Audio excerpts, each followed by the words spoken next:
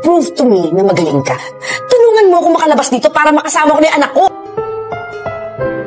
Ang susunod na programa ay rated PG.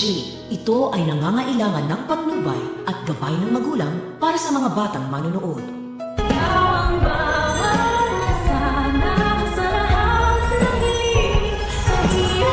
Ninang, wala si Tita Irene, oh! Ano? Si Tita Irene to!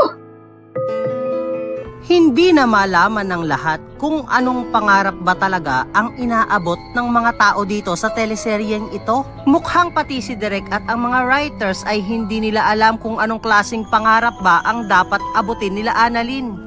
Siguro ang pangarap nilang lahat ay ang matepok, sapagkat padami na ng padami yata yung namamatay sa teleseryeng ito. At mukhang naging hobby na ni Direk at ng mga writers ang isa-isahing ipatumba ang mga ipinapasok niyang mga karakter dito. Biruin nyo, halos lahat ng mga kumakampi sa mga bida ay pumapanaw naman yata. At mukhang hindi yata titigil si Direk hanggat hindi natitigok si Annalyn at si Lynette.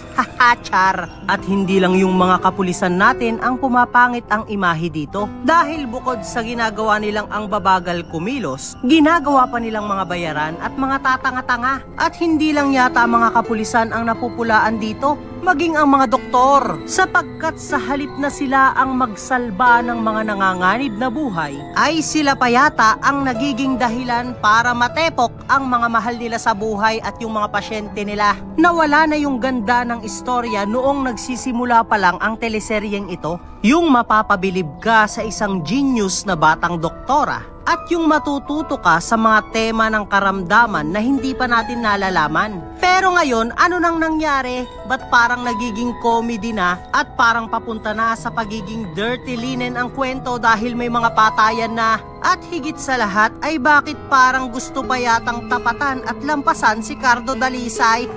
Char! Hay nako naman Direk at mga writers, baka sa mga susunod na eksena ay magkaroon na ng brilyante si Annalyn parang sa Encantadia.